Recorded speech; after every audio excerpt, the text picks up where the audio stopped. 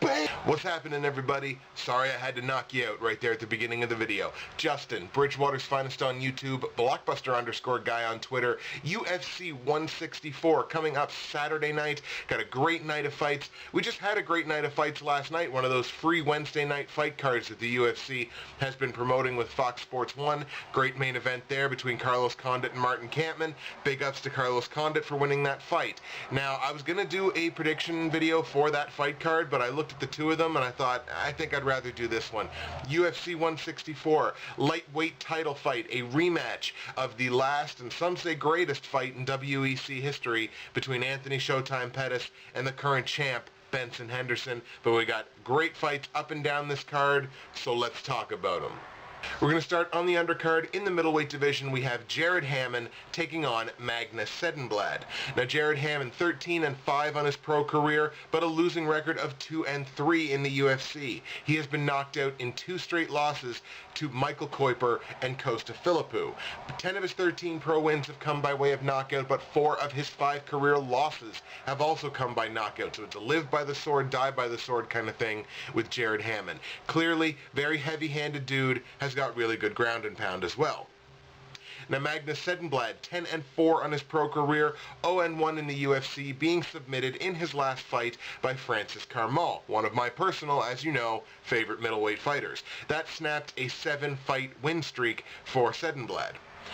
9 of his 10 pro wins have been finishes. He's got 6 knockouts and 3 submissions. However, he has been submitted in 3 of his 4 losses. He is always active, and he's got great cardio. I don't really think Magnus Cedenblad needs to worry too much about the submission game of Jared Hammond. His grappling is not always the greatest. We know what he is. He's a heavy-handed striker. As long as Cedenblad can avoid those hands, as long as he can kind of avoid them, maybe he's going to take a couple of shots at some point, I'm sure he is, but if he can weather that storm, he can wear Jared Hammond down. I'm going to go Magnus Cedenblad. I'm going to take Magnus Cedenblad to beat Jared Hammond by 3rd round knockout or TKO.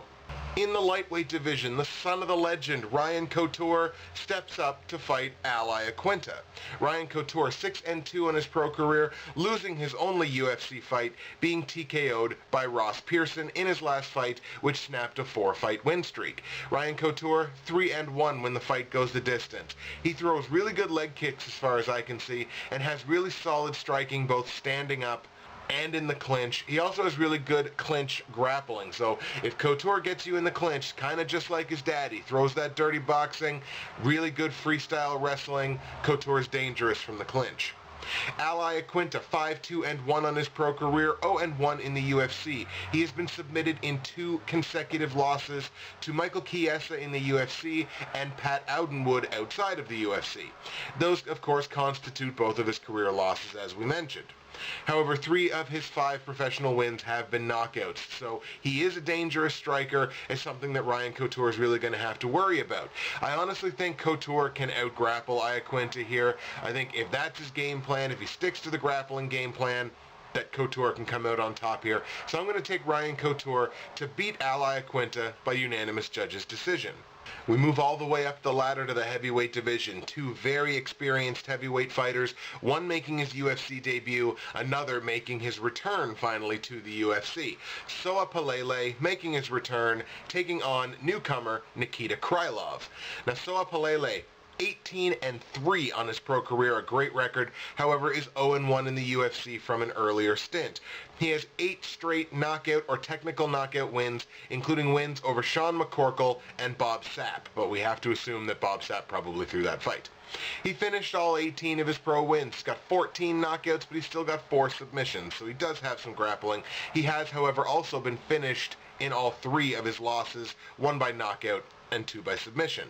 Nikita Krylov, 15-1 on his pro career, making his UFC debut, currently riding a 3-fight win streak in Gladiator Fighting Championships as well as M1 Global. He's finished all 15 of his wins, 5 knockouts and 10 submissions. He was submitted in his only loss. Originally, I will tell you, I had Soa Palele winning this fight by a 2nd round knockout or TKO. However, the more that I look at it and look at these two fighters and watch tape on these two fighters, I actually kind of like what Nikita Krylov brings. So I think I'm going to change that. I'm going to go with Nikita Krylov. I think Krylov can just grapple fuck Pelele and end this fight probably on the ground somewhere, either by sub or TKO. I'm going to take Nikita Krylov to beat Soa Pelele by way of second round. Let's go knockout or TKO. Bantamweight division, we have Chico Camus taking on Kyung Ho Kang. Now, Chico Camus, 12-4 on his pro career, an even record of 1-1 in the UFC, was submitted in his last fight by Dustin Kimura. 7 of his 12 pro wins have been finishes. He's got 4 knockouts and 3 submissions. He is 5-2 when the fight goes the distance. Trains at a very good fight camp with Duke Rufus at Rufus Sport. Camus is a volume striker, both in the stand-up and in ground and pound. He wants to throw strikes and throw a lot of them. Kyung Ho Kang, 11-6-1 on his pro career, 0-1 in the UFC. Originally lost to Alex Caceres. That was, of course, turned over to a no contest. He is unbeaten in 4 straight fights.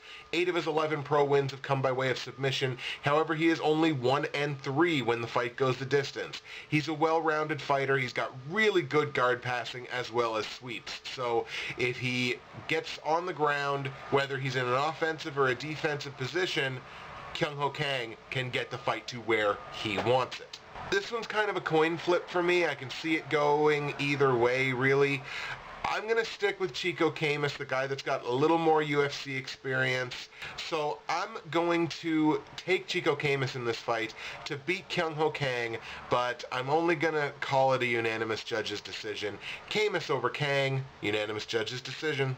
Staying with the prelim card, welterweight division, we have Pascal Kraus taking on Hyung-Yu Lim. Pascal Kraus, 11-1 on his pro career, a winning record of 2-1 in the UFC, decisioning Mike Stumpf in his last fight. 7 of his 11 pro wins have been submissions. He's also 2-1 when the fight goes the distance. He is a Brazilian Jiu-Jitsu purple belt under Duke Rufus. We got a lot of Rufus Sport fighters on this card. And he fights with what I like to call intelligent aggression. He's a very aggressive guy, but he's smart about it too. The scary thing for Kraus in this fight is he only avoids about 58% of incoming strikes. So about half and half are getting through. A little better than half are missing, but about half and half are getting through. He's fighting a guy that's got very good power striking in Hyung-Yu Lim. Hyung-Yu Lim, 11-3-1 on his pro career, 1-0 in the UFC. Currently riding a 6-finish win streak, so he's finished his last 6 opponents, and has finished 10 of his 11 opponents overall, 8 of those 10 by way of knockout. He has been submitted in 2 of his 3 losses, so it's a definite danger if the fight goes down, but he has never been knocked out. Lim has got the size advantage in this fight. He is a volume striker in the stand-up. Lim needs to keep this fight standing. I didn't see a lot from Pascal Kraus's last couple of fights that makes me think that he's this dominant takedown machine. So I think Hyung-Yu Lim can keep this fight standing, and if he does, I see him finishing this fight. So I'm going to take Hyung-Yu Lim here to beat Pascal Kraus by way of second round knockout or TKO. Moving down to the little fellas, the flyweight division, we have Louis Gaudinot taking on Tim Elliott. Louis Gaudinot, 6-2 on his pro career. He is 1-1 in the UFC. He submitted John Lineker in his last fight. 4 of his 6 pro wins have been finishes, 2 knockouts and 2 submissions. Gaudinot can get it done either way. He's going to be giving up 4 inches of height and a little bit of reach in this fight, and he only has a 33% takedown defense.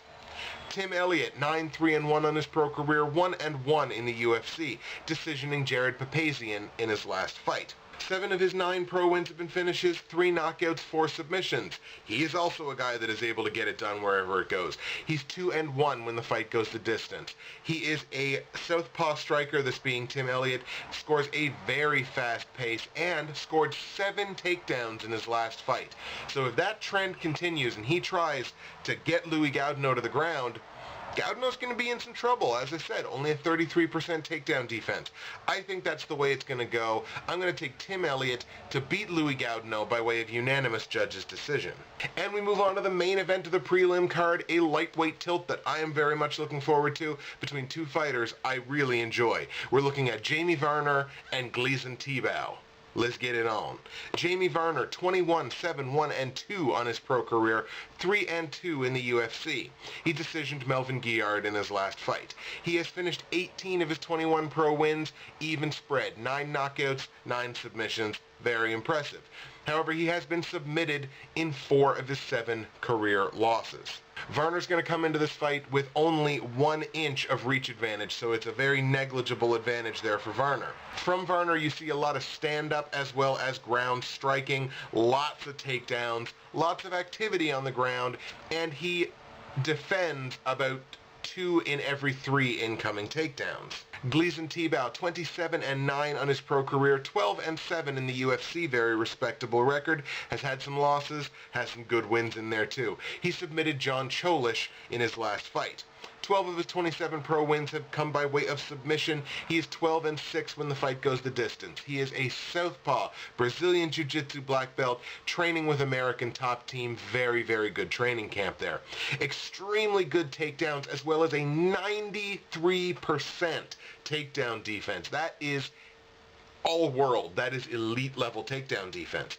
Strikes from everywhere, extremely active dude on the ground. We have 2 very, very similar fighters here.